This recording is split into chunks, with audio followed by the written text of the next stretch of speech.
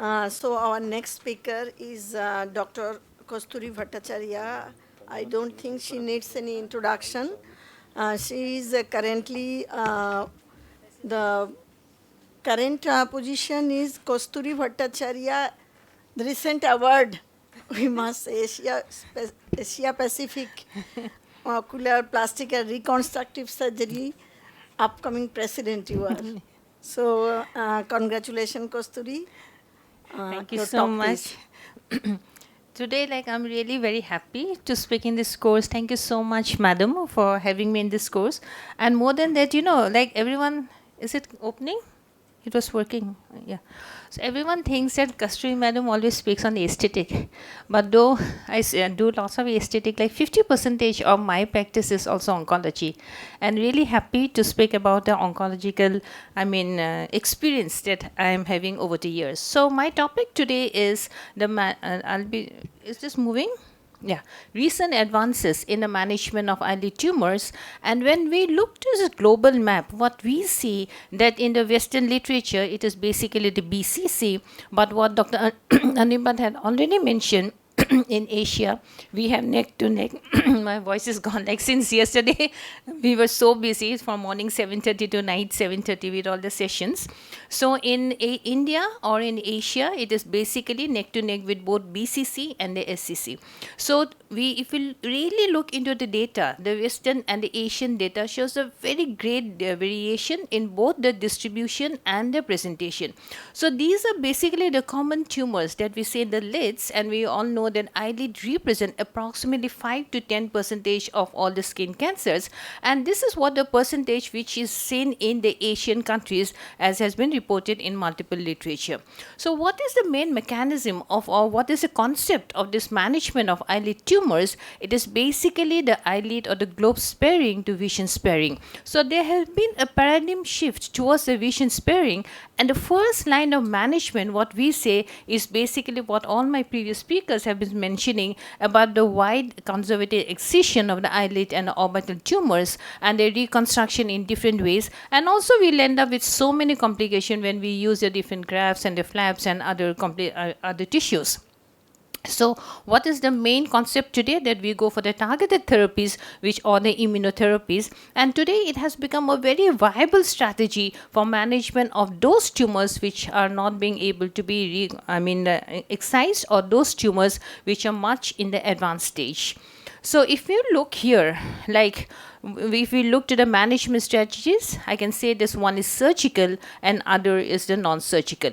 But when we talk about the surgical, there are different concepts to it, as my Dr. Seema has shown so beautifully about the different types of the excision. Feroz has spoken about the frozen and the moss, and also the orbital excision still needs to be done in many patients. But when we do a lead excision, the excision with tumor, we need to follow an algorithm. And because I can see many juniors out here, my very dear fellow, Shipurna is also here, we all follow basically this algorithm where we classify the defect on the basis of the 25% increment, and based on this, whether it's a vertical loss or whether it's a horizontal loss, and based on this is how we go for the reconstruction. So in the very nutshell, reconstruction is basically the reconstruction of the anterior defect, the posterior defect, and the full thickness defect. Anterior defect can be reconstructed very well either with a Z-plasty or with a skin graft, which can be a split thickness or a full thickness, and also you let it heal by itself with a laissez-faire. But for the posterior, it is basically a mucous membrane graft, which we basically take either from the lip or sometimes from the buccal mucosa, and also sometimes we need a hard pellet graft. And the full thickness, which we go for the direct closure, or we can go for a lateral advancement, which has been also shown. And this is usually when we have a defect somewhere around 50%, and you have a good amount of laxity of the skin. So these are the situation where we go for the lateral advancement. But if it is a large defect, especially when it is in the upper lid, what we do, we go a full thickness tissue from the lower lid, which we classically call a cutler bed procedure. And then this is very nice way, because you do not need too much of tissue. You can just pull the lower lid tissue, and then we separate it after 6 weeks and go for a very good reconstruction.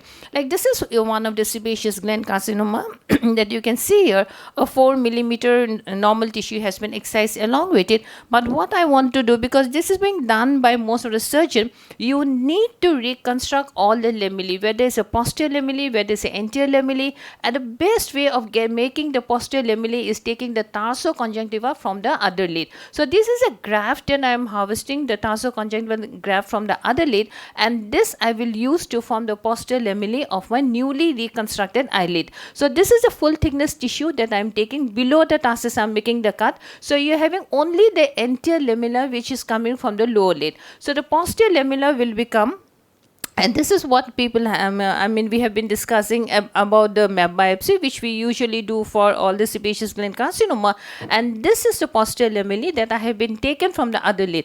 But the next important thing that you need to identify this LPS. This is the aponeurosis, and you need to suture this aponeurosis to the new posterior lamellae, that is the tarsus and the conjunctiva.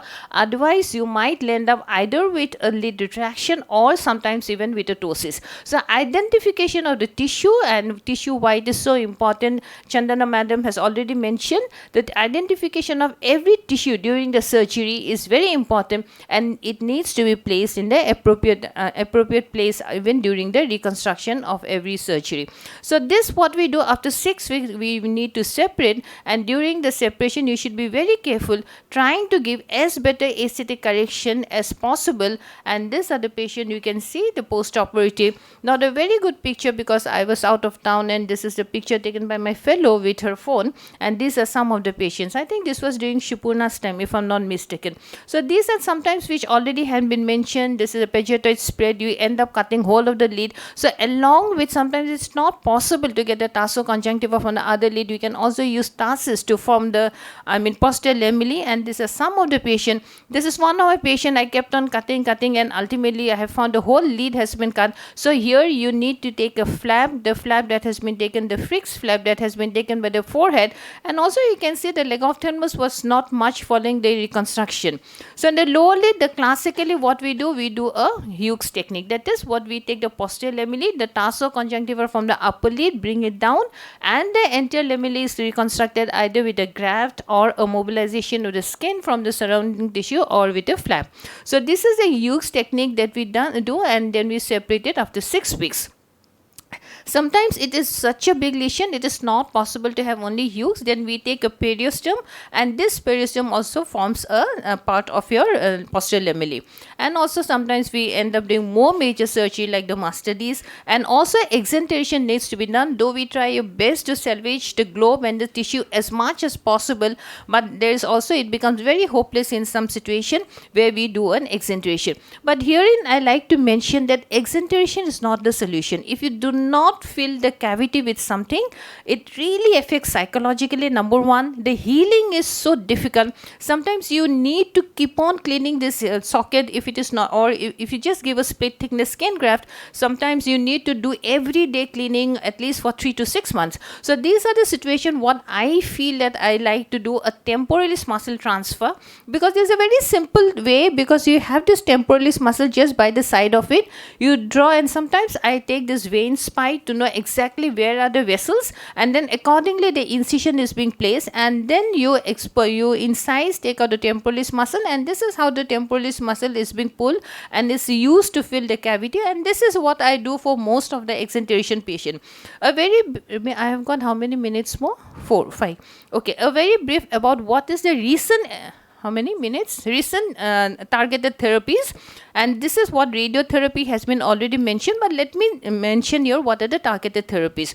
So based on the tumor, like these are the list of the tumors that we have in the lid. One of the most common tumor is the BCC, and the main signaling pathway for the BCC is the hedgehog pathway, and this hedgehog pathway is today considered to be the hallmark of the BCC pathogenesis, which really plays a very important role in number 1, embryogenesis, number 2, cell differentiation and cell proliferation, And if you look here, it basically targets a smoothen receptor. So this is one of the concepts which works not only for BCC but also the sebaceous gland carcinoma. And then we have for the squamous cell carcinoma the epithelial growth factor, where there is overexpression of the epithelial growth factor leading to the carcinoma. In melanoma and also in Merkel cell tumor, we have either the mTOR pathway or the BRAF pathway. I'll not go much into details, but what you need to remember is the PD1 and the PDLI, which you can see it is involving in most of the tumor, and this really it controls the induction and the maintenance of the immune tolerance within the tumor microenvironment. So this is basically PD is the programmed cell death ligand, and this is a membrane protein which are being expressed in the tumor cells, and this can be detected very well by the immunohistochemistry. So I will not go much, but I'll just mention some of this targeted therapy, especially for the basal cell carcinoma, which we have the vismodegib, and this is basically an inhibitor of the Hedgehog pathway. And along with this, now the sonidegib is also available in India, but the problem is that it is much costlier. But I feel that imiquimod, which is much cheaper, and I have also used it in some of the patients, it really gives a good result, especially for the surface tumor, because I feel it is more of an immune response modifier. So this is also a good targeted therapy. The squamous cell carcinoma, which is really very dangerous, and the main pathway is the epithelial growth factor pathway, where there is an activation of the epithelial growth factor with the p53 tumor suppression and the rest oncogene being taken. I think my time is over. Should I stop it here?